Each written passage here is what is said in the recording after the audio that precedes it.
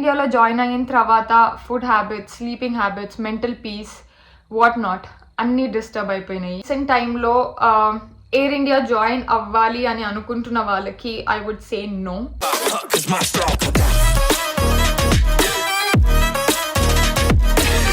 Hello beautiful people, I hope you guys are doing great. Welcome back to my channel and welcome back to another vlog. ఈ video వచ్చి ఎట్లున్నా, ఏం చేస్తున్నా and నా flying ఏమైతుంది, training ఇంకెన్ని రోజులు, అన్నిటి గురించి మాట్లాడుకుందాము. దాంతోపాటు కొంచెం క్యాబిన్ క్రూ ఇన్ఫర్మేషన్ ఇస్తాను, టికెట్స్ గురించి, అలాట్ మోర్. ప్రస్తుతానికైతే లాస్ట్ 3 to 4 days నుంచి ఐఎమ్ జస్ట్ క్రయింగ్. ఎందుకు ఏడుస్తున్నానో నాకు కూడా తెలియదు. So done with it. అమ్మ, జాను, శ్రీజు వాళ్ళు అసలుకి నా గురించి ఎంత టెన్షన్ తీసుకుంటున్నారో. బట్ వాట్ టు డూ, ఎవరిని టెన్షన్ పెట్టాలి అని నాకు ఇష్టం లేదు. నా వల్ల అవ్వట్లేదు, కంట్రోల్ చేసుకోలేకపోతున్నాను. సో టయర్డ్ అంటే నాకు ఈ వీడియోలో ఏడ్చే ఇంట్రెస్ట్ అస్సలకి లేదు. But just not happy, like whatever it is going on.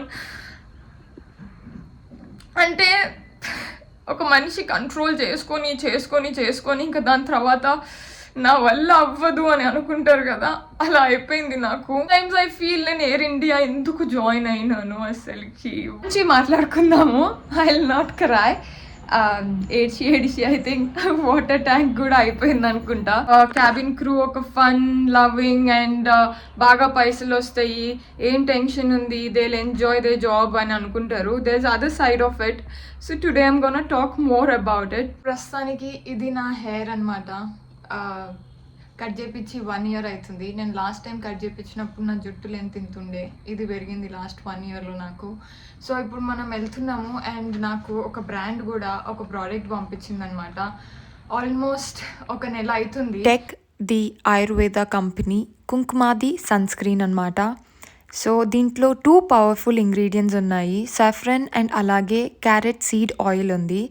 ఇది సాఫ్రన్ వచ్చి మనకి antioxidant like crocin and crocetin, ఇవి మన స్కిన్ కాంప్లెక్షన్ ని, బ్రైట్నెస్ ని ఇంప్రూవ్ చేస్తుంది. అండ్ అలాగే క్యారెట్ సీడ్ ఆయిల్ వచ్చి యాంటీ ఆక్సిడెంట్స్, దీంట్లో విటమిన్స్ ఉన్నాయి కాబట్టి మన స్కిన్ సెల్స్ ని ప్రొటెక్ట్ చేస్తుంది సన్ డ్యామేజ్ కాకుండా. అండ్ అలాగే దీంట్లో 100% ప్యూర్ కుంకుమాది ఎక్స్ట్రాక్ట్ ఉంది. ఇది లైట్ వెయిట్, నరిషింగ్ అండ్ అలాగే దీంట్లో బ్రాడ్ స్పెక్ట్రమ్ SPF 50 ఉంది విత్ PA+++. ఇది మన స్కిన్ని డ్యామేజ్ కాకుండా ప్రొటెక్ట్ చేస్తుంది UVA నుంచి, UVB నుంచి. అండ్ అలాగే ఇది నాన్ ఇరిటేటింగ్ కూడా. ఇది ఒక ఆయుర్వేదిక్ ఫార్ములేషన్ అనమాట. ఇది అన్ని స్కిన్ టైప్స్కి సూటబుల్. మీది డ్రై అవ్వనివ్వండి లేదంటే ఆయిలీ అవ్వనివ్వండి.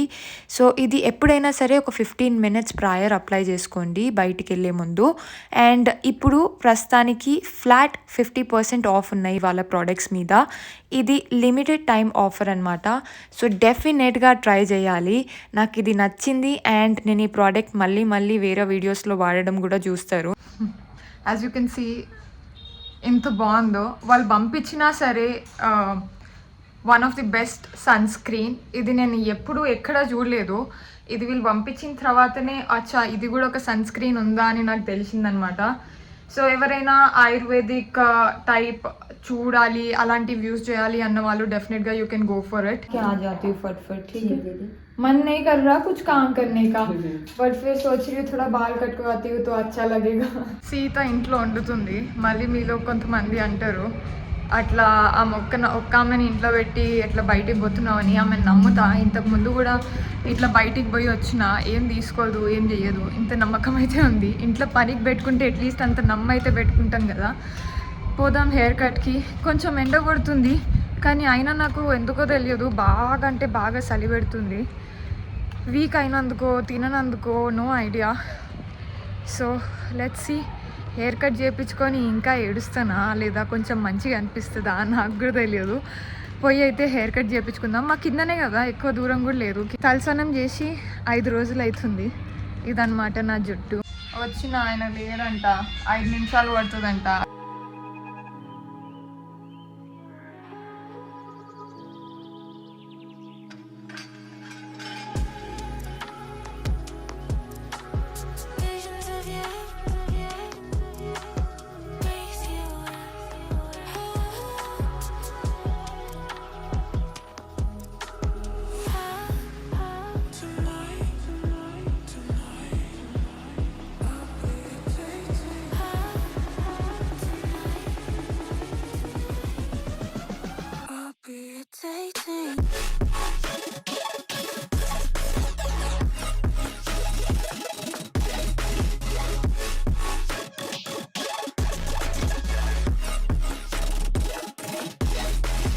శ్వేత వండేసిందంట, పాపం నా కోసమే వెయిట్ చేస్తుంది. 10 నిమిషాలు వస్తా అని చెప్పిన 10 నిమిషాల కన్నా ఎక్కువైంది. అడి పోతే చాలు కొంచెం టైం పాస్ అవుతుంది హెయిర్ కట్తో పాటు. ఎనీవేస్ లెంత్ అంతనే ఉంచిపెట్టించిన, జస్ట్ కొంచెం లేయర్స్ కట్ చేయించిన. फोन देख रहे थे दीदी. ठीक है ठीक है दीदी. चलो बाय. खा लीजिए खाना दीदी. రైస్ రక్తి ఫిర్ ఖాతి హూ.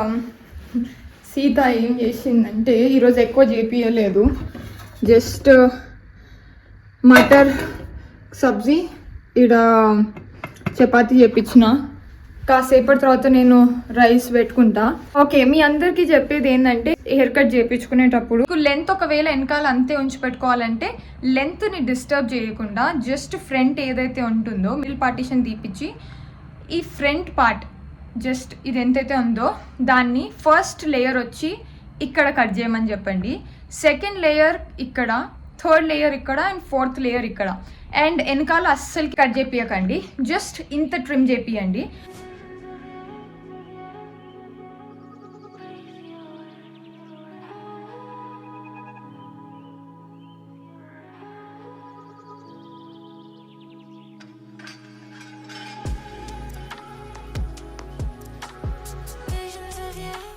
సారీ, ఆఫ్టర్నూన్ తిన్న తర్వాత I was too tired, I don't know. పండుకున్నా, ఇప్పుడే లేచిన. ప్రస్తుతానికి టైం వచ్చి 8:30 అవుతుంది. I'm not liking myself at all. అసలుకి ఈ టైంకి పండుకోవడం, లేయడం అండ్ రాత్రి అంతా పండుకోకపోవడం. ఫ్లయింగ్ చేసేటప్పుడు మన ప్యాటర్న్ ఇట్లుంటుంది, స్లీపింగ్ ప్యాటర్న్ లేదంటే వర్కింగ్ ప్యాటర్న్ ఇది. సో ఈ టైంకి పండుకోవాలి, ఈ టైంకి తినాలి అనేది ఉంటుంది. ట్రైనింగ్ టైంలో ఓకే ఫైన్, అందరిలాగానే 9 to 5 లాగా పోవాలి, రాత్రి వచ్చి తిని పండుకొని అండ్ అగైన్ మళ్ళీ పొద్దున వెళ్ళాలి.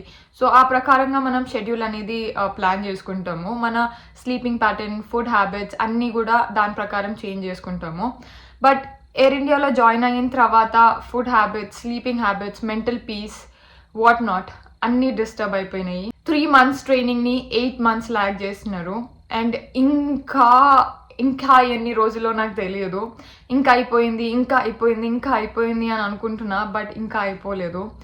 లాస్ట్ ఒక్క ఎగ్జామ్ మిగిలింది, ఒక్క ఎగ్జామ్. ఎప్పుడు చేస్తారో కూడా నాకు ఐడియా లేదు. ఎవరికి కాల్ చేసినా రూడ్గా రెస్పాండ్ అవుతారు, మాకు తెలియదు వచ్చే టైంకి వస్తుంది అని. చాలా చిన్నగా అనిపించవచ్చు, జస్ట్ ఫ్లైయింగ్ చేయకపోతే ఎందుకు ఇట్లా అయిపోతున్నావు అని.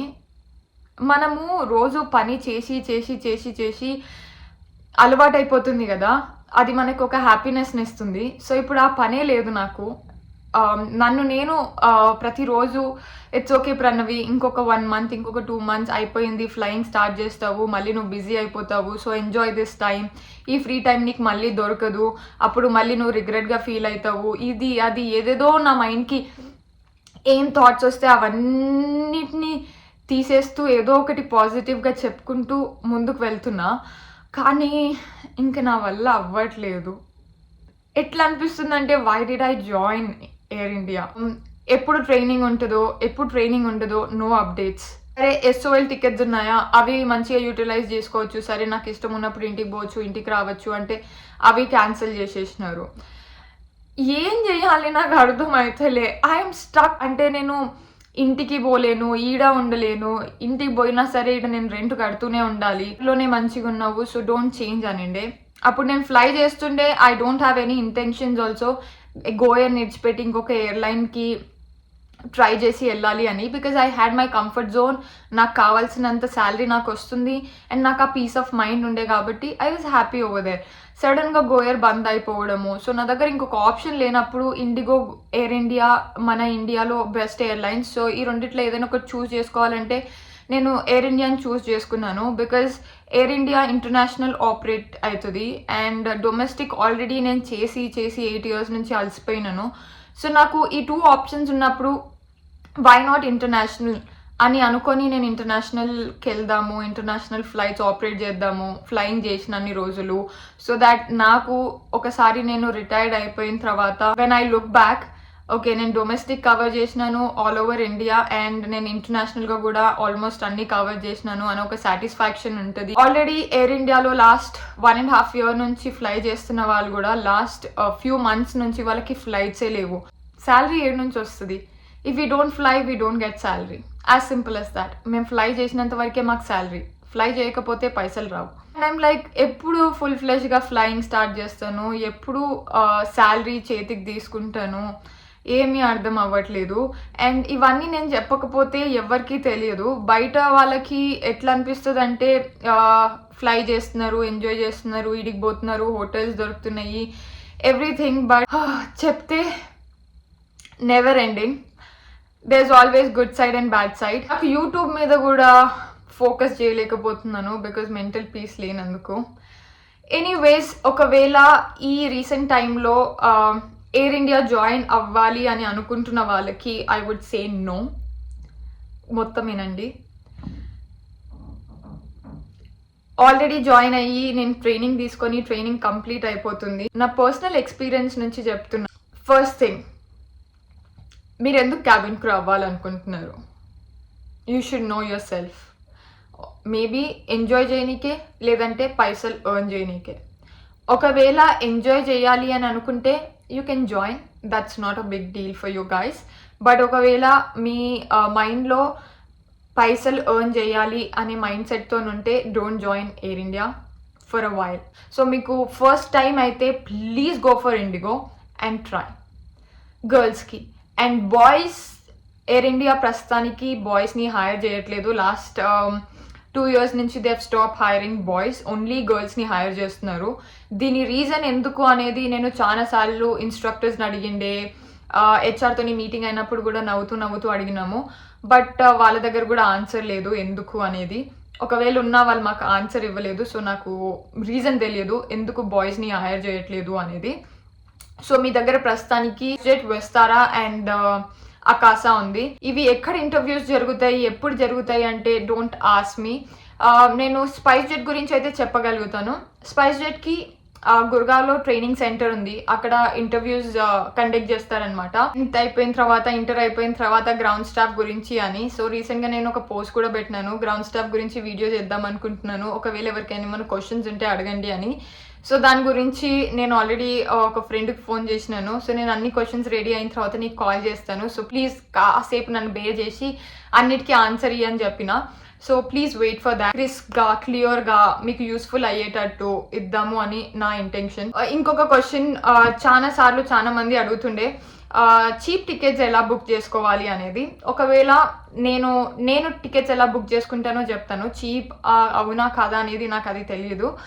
సో నేను ఢిల్లీ టు హైదరాబాద్ ట్రావెల్ చేద్దాం అనుకుంటున్నాను. 28th Januaryకి ట్రావెల్ చేద్దాం అనుకుంటున్నాను.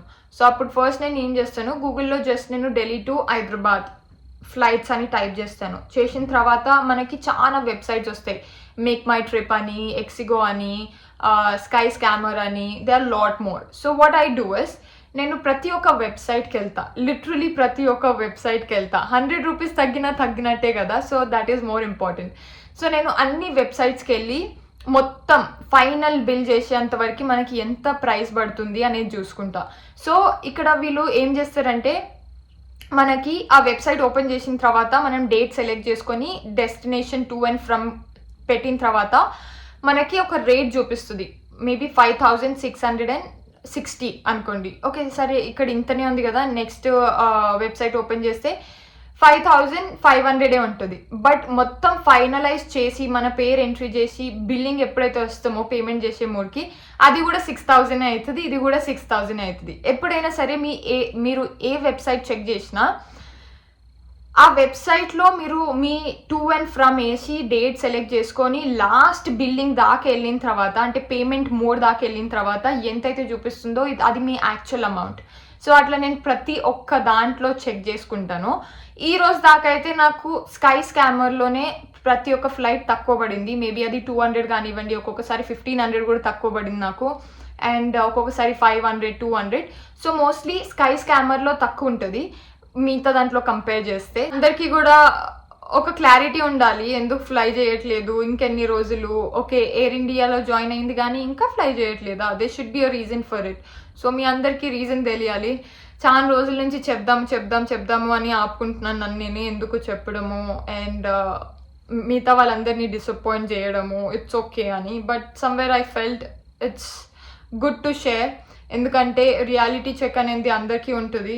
ఇక్కడ గుడ్ సైడ్ ఉంది, బ్యాడ్ సైడ్ ఉంది. So be ready for it అని. నా ఒపీనియన్ ఏంటిది, ఏ ఎయిర్లైన్ తీసుకుంటే మంచిగా ఉంటుంది అనేది కూడా మీతో షేర్ చేసినాను. So accordingly you can choose. నేను ఎవరిని ఏ ఎయిర్లైన్కి ఆపట్లేదు. నా పర్సనల్ ఒపీనియన్, నా పర్సనల్ ఎక్స్పీరియన్స్ అండ్ నా ఫ్రెండ్స్ ఎక్స్పీరియన్స్ నుంచి నా దగ్గర ఉన్న ఇన్ఫర్మేషన్ని నేను మీకు షేర్ చేసినాను. ఐ హోప్ మీకు ఈ వీడియో నచ్చిందని అనుకుంటున్నాను. సో ఒకవేళ మీకు కానీ యూస్ఫుల్ అయితే do let me know in the comment section. And అలాగే ఈ వీడియోని ఒక లైక్ కొట్టండి. సో నేను మీకు చూపించిన టెక్ కుంకుమాది సన్ స్క్రీన్ ఏదైతే ఉందో, సో ఒకవేళ కొనుక్కోవాలి అంటే please go for it. Flat 50% sale నడుస్తుంది. అండ్ ఈ వీడియో కింద ఐ హోప్ మీకు నచ్చింది అని అనుకుంటున్నాను. See you guys in the next vlog. Till then bye bye.